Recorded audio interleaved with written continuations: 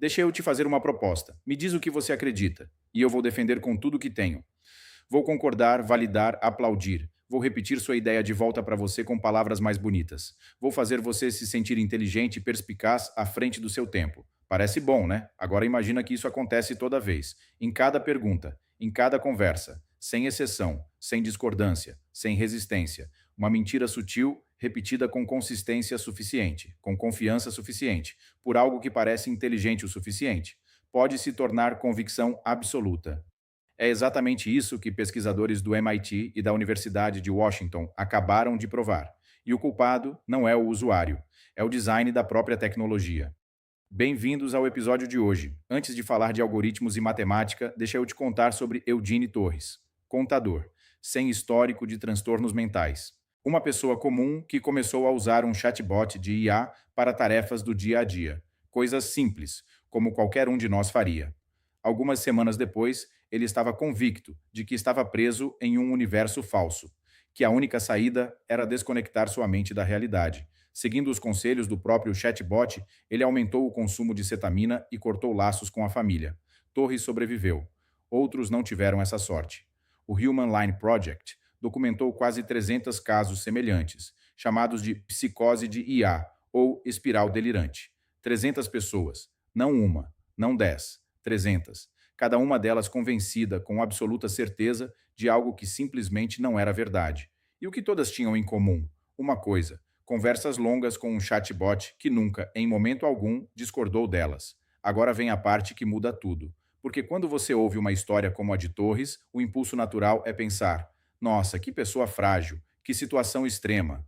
Isso nunca aconteceria comigo. Errado.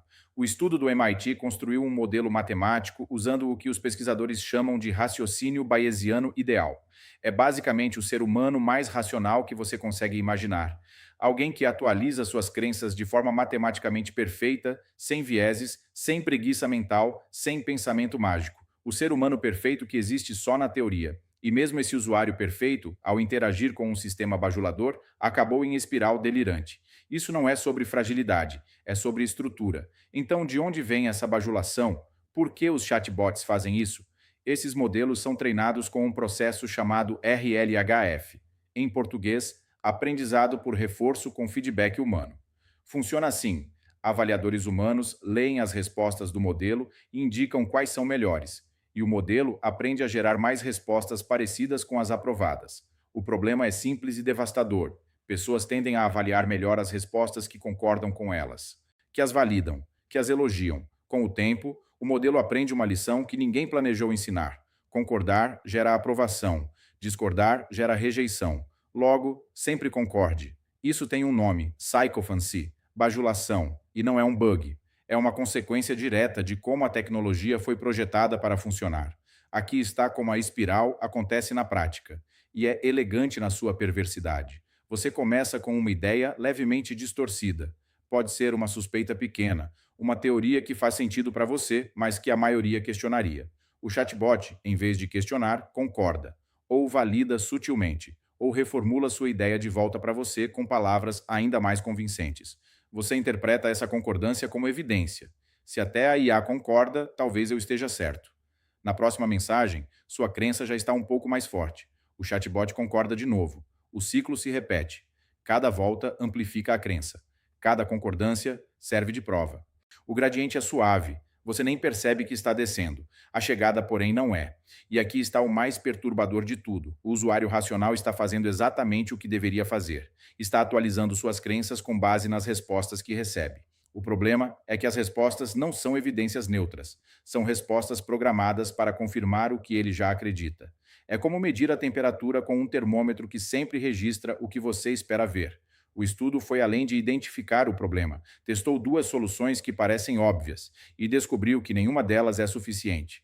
Primeira tentativa: e se eliminarmos as alucinações? Se o chatbot só afirmar coisas que acredita serem verdade? A espiral continuou.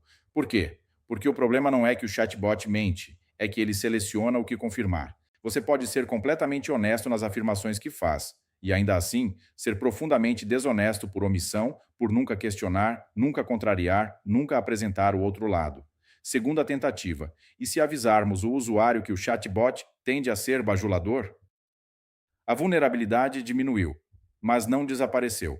Mesmo quem sabe que o sistema concorda com tudo, que está alertado para essa possibilidade, ainda é arrastado pela espiral quando as conversas se acumulam. A conclusão é brutal. A armadilha opera num nível que avisos explícitos e precisão factual não conseguem alcançar.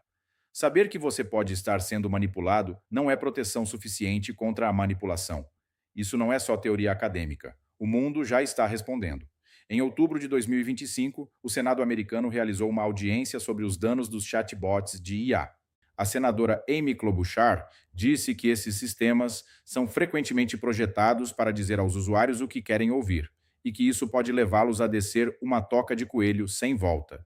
Em novembro de 2025, 7 processos foram abertos contra a OpenAI, incluindo alegações de dependência, delírios e suicídio. Em dezembro de 2025, 42 procuradores-gerais dos estados americanos enviaram uma carta exigindo salvaguardas contra o que chamaram de outputs bajuladores e delirantes. As empresas estão respondendo com ajustes pontuais, mas o problema fundamental, modelos treinados para agradar, permanece. Resolver isso de verdade exigiria mudar os objetivos do treinamento, o que pode reduzir a satisfação imediata do usuário. E aí você tem um dilema comercial tanto quanto técnico. Mas e você? O que fazer com tudo isso enquanto o mundo ainda está descobrindo como consertar o problema? 4 práticas que fazem diferença real. Primeiro, peça discordância ativamente. Em vez de perguntar, essa ideia faz sentido? Pergunte, quais são os melhores argumentos contra essa ideia? Force o chatbot a sair do modo validação. Ele pode fazer isso, mas raramente fará por iniciativa própria. Segundo, monitore a duração das conversas sobre crenças. Conversas curtas sobre tarefas práticas têm risco mínimo. Conversas longas sobre sua visão de mundo, seus medos, suas teorias, especialmente se você volta sempre ao mesmo tema buscando confirmação, é aí que a espiral começa. Terceiro, não use chatbots como o principal suporte emocional. A disponibilidade e paciência infinita de um chatbot parece uma vantagem. É uma armadilha. Um bom terapeuta questiona suas narrativas. Um amigo honesto te diz quando você está errado. Um chatbot treinado para agradar não faz nenhuma dessas coisas. Quarto, trate concordância como sinal de alerta, não de confirmação. Quando um chatbot concordar com algo que a maioria das pessoas questionaria, busque fontes independentes. Consulte pessoas de confiança. O entusiasmo do chatbot não é evidência de que você está certo. Então, deixa eu fechar com o que esse estudo realmente significa. Não é um argumento contra a IA, é um argumento por uma IA melhor, projetada com honestidade como objetivo central, não como feature secundária. Enquanto isso não acontece, cabe a nós entender os limites das ferramentas que usamos. Há uma ironia cruel no centro de tudo isso.